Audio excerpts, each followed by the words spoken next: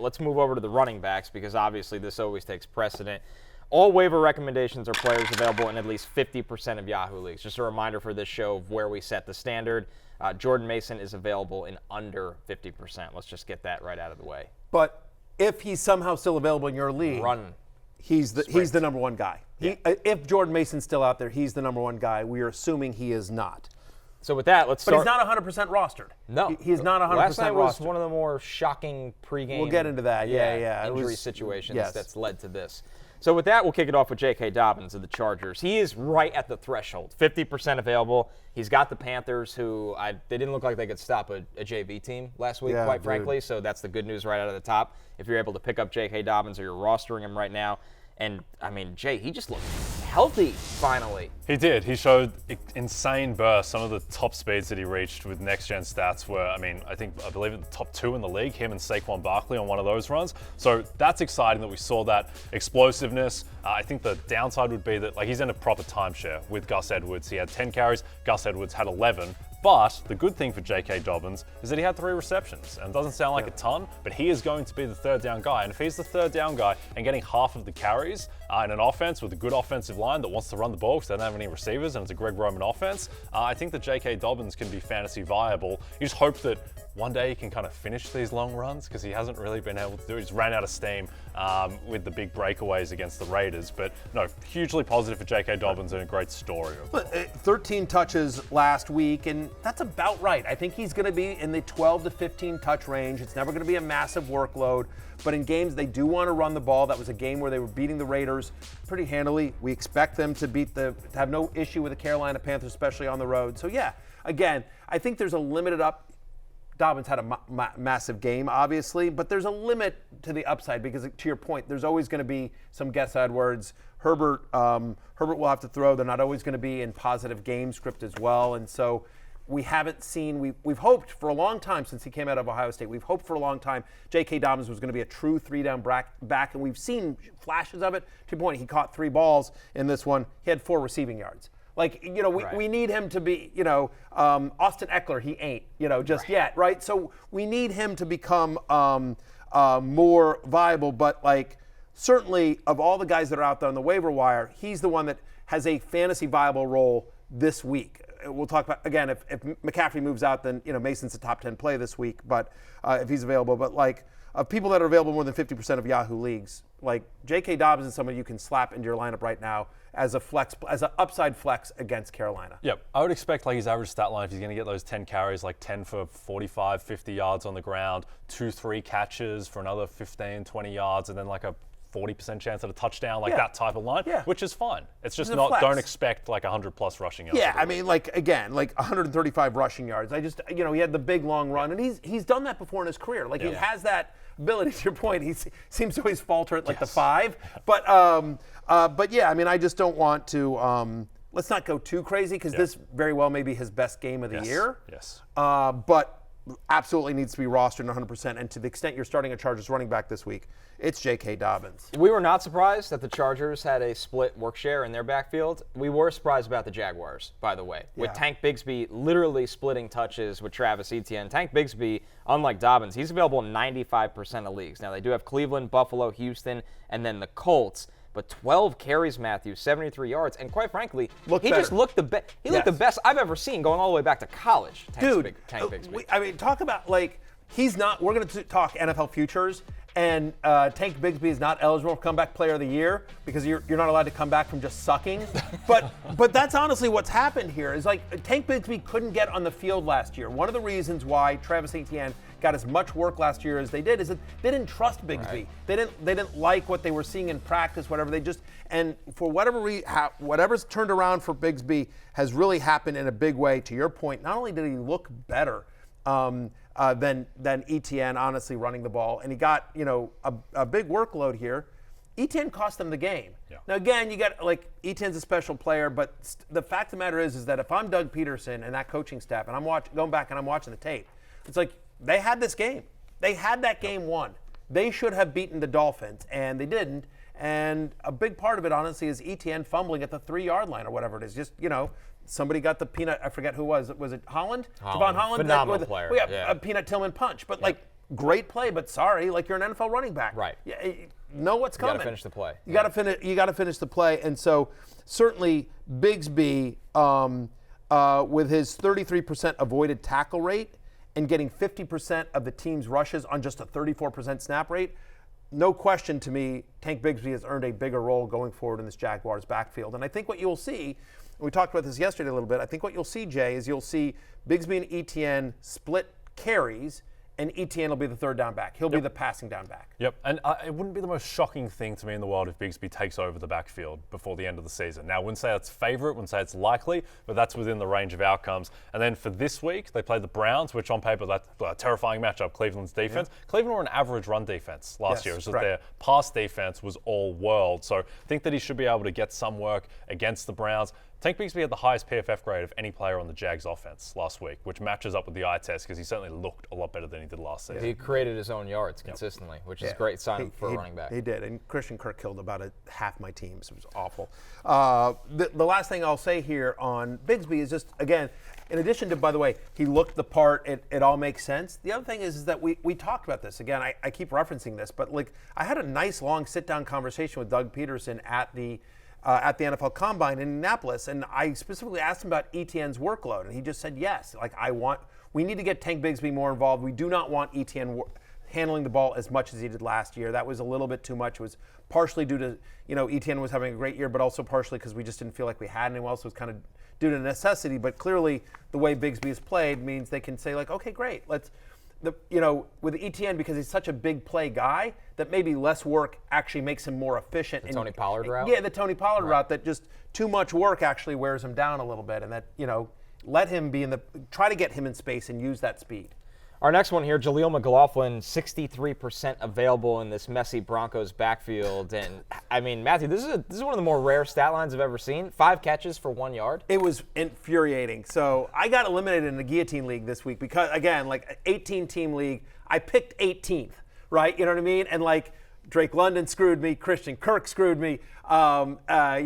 Stafford screwed. I mean, 18-team. It's an 18-team league, and I had to pick 18th. And Jaleel McLaughlin was my number 2 running back, or I had to play him in the flex because of the T. Higgins injury, and so it drove me crazy. Catching the ball. Like Bo Nix couldn't throw down the field, and yet they couldn't block for blank. It was awful, but. One of the reasons why Jaleel McLaughlin was on my preseason love list, one of the reasons why I talked about him as kind of a sleeper is that this backfield, I think, is wide open. Javonte Williams started camp with, it looked like, there was rumors he wasn't going to make the team. He had a better camp as it happened. But again, Sean Payton is a guy who likes to give multiple running backs lots of touches. We know he loves your guy, Audric Estime. But also, Jaleel McLaughlin is a guy that he found last year. He inherited Javonte Williams. It's the one guy that isn't, quote, a Peyton guy. And so the fact that I think what's impressive here is, like, you knew McLaughlin was going to be the third down back. Like, he's a pass catcher as well. But he got 10 rushes compared to 8 to Javonte Williams. It's sort of like we were talking about with Etienne, right? That McLaughlin and Javonte Williams, it seems like, at least from the one-game sample, McLaughlin and Javonte Williams are going to split the early down work, and McLaughlin's the third down back. Which is like, okay, and that's what Etienne's going to be. And you're like, great, with Etienne, I spent a second-round pick on Etienne. Right. McLaughlin is free in, over 60% of Yahoo leagues. Yep.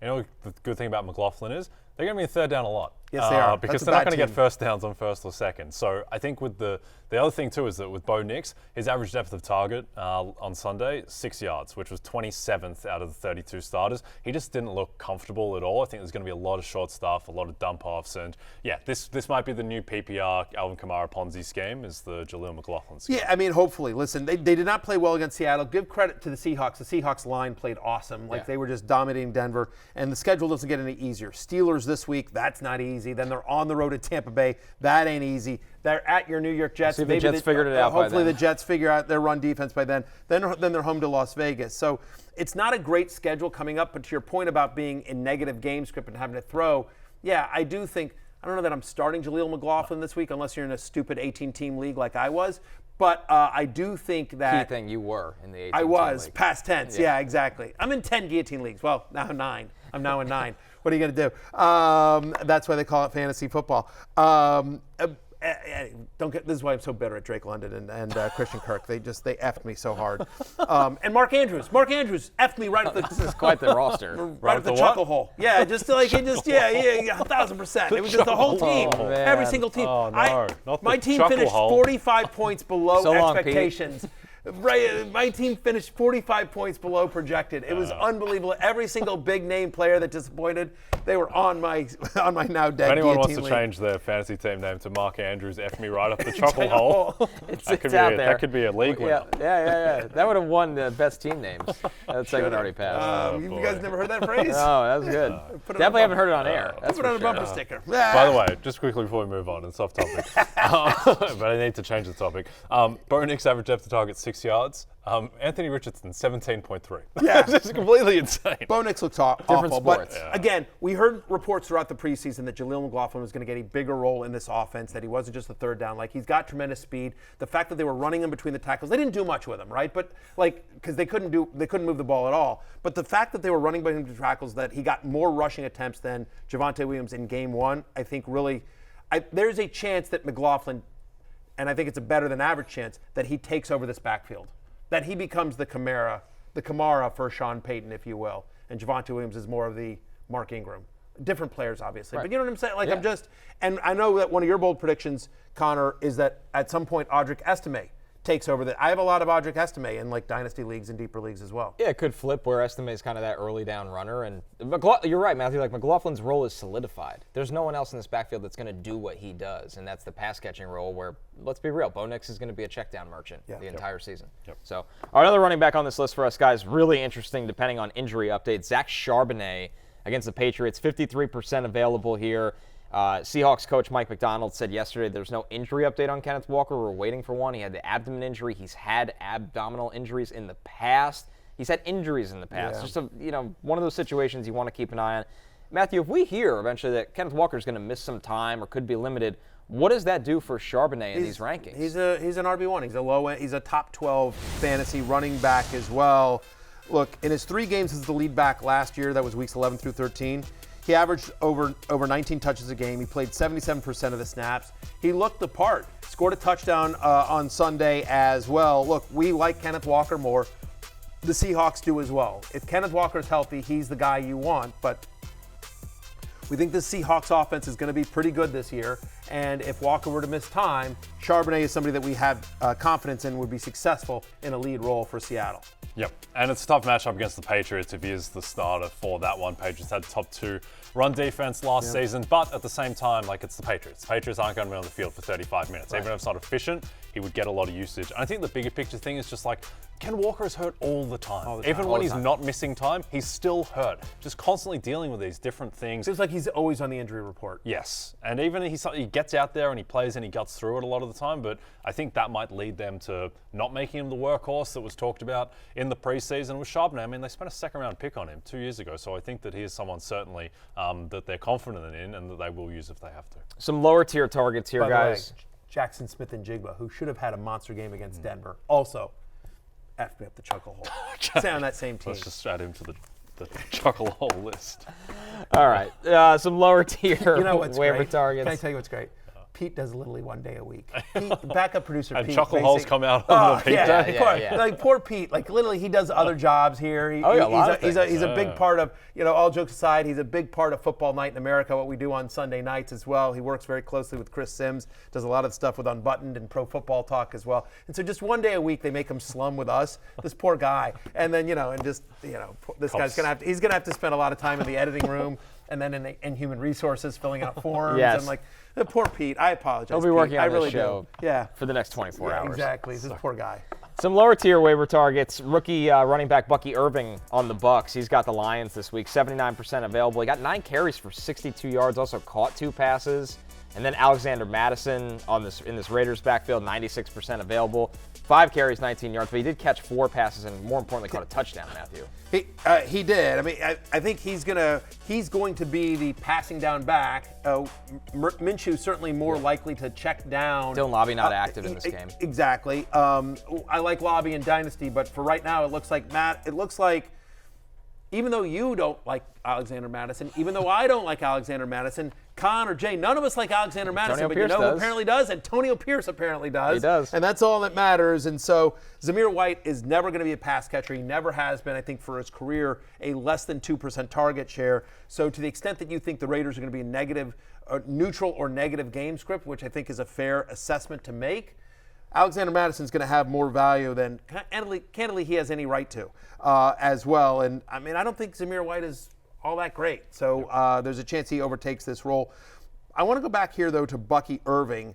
I felt like Bucky Irving, similar to Tank Bigsby here, Connor, that I thought just to the eye test, he looked like the better running back than Rachaad White out there against Tampa Bay. Yeah, he can catch the ball. He's a little bit, he didn't test that great, but he's always looked better in pads. He's a tackle breaker. He's got good contact balance despite being a smaller running back. The Bucs really, really like him. They got to see a lot of him this summer. They elevated him throughout the summer. So I'm not going to say it's ready to be like this split backfield full time, but they want Bucky Irving to be a big part of this rotation. Yep. And I'll say, like, to me, this is the Cam Akers corollary from last year, right? When you have a guy who seems entrenched as a workhorse back, but they're not actually amazing, like guys like Zamir White, Javonte Williams, Rachaad White, feels like their backfield. Doesn't take much for it to not be their backfield anymore.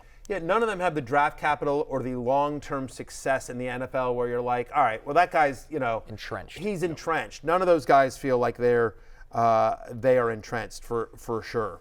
How about some insurance running backs here? This is Matthew's top insurance running backs. Tyler Algier, Braylon Allen, Ty Chandler, Ray Davis.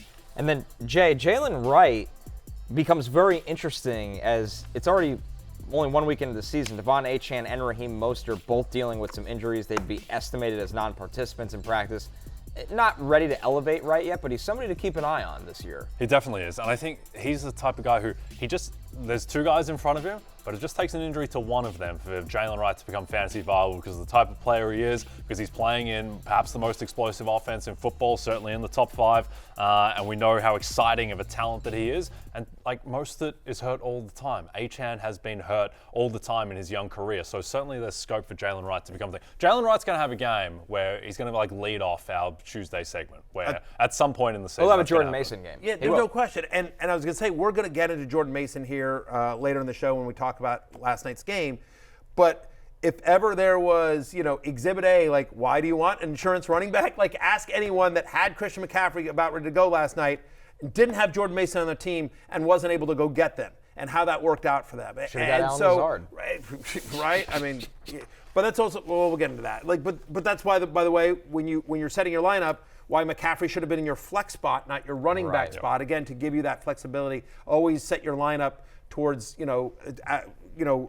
based on the schedule, right? The Sunday night game, the Monday night game, those should be the guys in your flex so that you have that you have some flexibility there. But when you are in large field tournaments, I believe in like trying to get backups of other players' teams so that you can try to upside. But when you're a 10, 12 team league, 14 team league, get the backups to your guys because it's so hard to, again, if you lost Chris McCaffrey, like there's no one on the waiver wire. You know what I mean? Like, maybe you can get J.K. Dobbins or whatever, but generally speaking, like, you're better off just protect if you know who the backup's going to be and you feel confident that they would be productive, the way that we feel like Algier or Ray Davis or some of these guys that Jalen Wright would be, they're important to have on your roster.